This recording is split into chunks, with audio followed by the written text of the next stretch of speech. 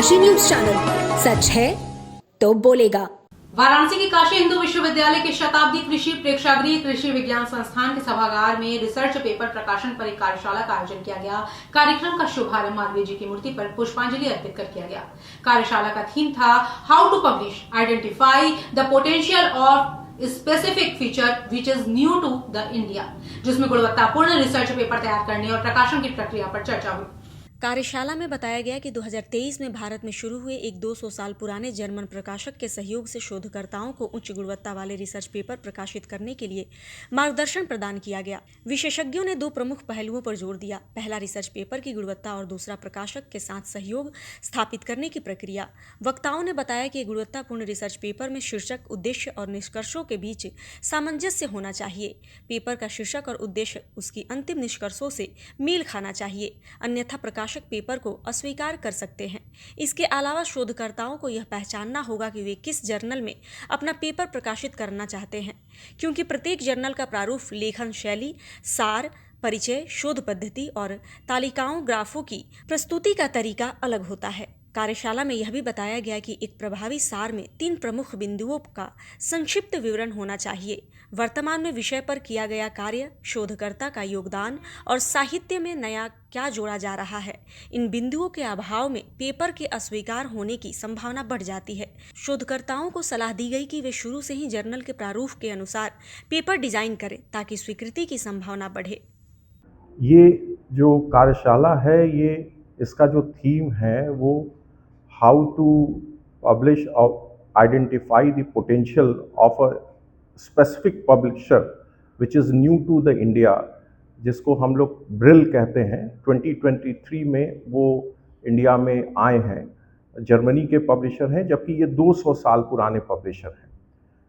आज का जो कार्यशाला है उसमें 2 पहलुओं को छुआ गया है। एक कि रिसर्च पेपर आपका कैसा होना चाहिए और कैसे किसी पब्लिशर के साथ आप अपने को एसोसिएट करें, संबंधित करें, जिससे कि आपका रिसर्च पेपर पब्लिश हो। इस कार्यशाला में जो हमारे तरफ से इनपुट दिया गया उसमें वो ये था कि हम अपने क्वालिटी रिसर्च पेपर को कैसे आगे बढ़ाएं। क्वालिटी रिसर्च पेपर का मतलब ये है कि जो थीम और टाइटल होती है और जो ऑब्जेक्टिव होती है और जो फाइंडिंग होती है उसके बीच में सामंजस्य होना चाहिए, एक सिंक्रोनाइजेशन होना चाहिए, जिससे कि आपकी टाइटल और आपका रिसर्च ऑब्जेक्टिव और कंक्लूडिंग रिमार्क, फाइंडिंग, वो समझ में ये आए कि हमारे टाइटल से ही संबंधित है। और बहुत सारे रिसर्च पेपर में ये चीज़ मिसिंग रहती है, ये चीज़ नहीं हो पाती है, जिसके वजह से हमारे पब्लिशर जो हैं वो पेपर को रिजेक्ट कर देते हैं। दूसरी जो चीज़ इसमें आवश्यक होती है कि जब आप आगे बढ़ रहे हैं तो समय बदल गया है। अब आपको जर्नल पहले आइडेंटिफाई कर लेना है कि आप किस जर्नल में अपना रिसर्च पेपर पब्लिश करना चाहते हैं, और उसी के हिसाब से अगर आप रिसर्च पेपर को लिखते हैं तो बहुत सी ज़्यादा चांसेस है, प्रोबेबिलिटी हाई है कि आपका पेपर एक्सेप्ट होगा।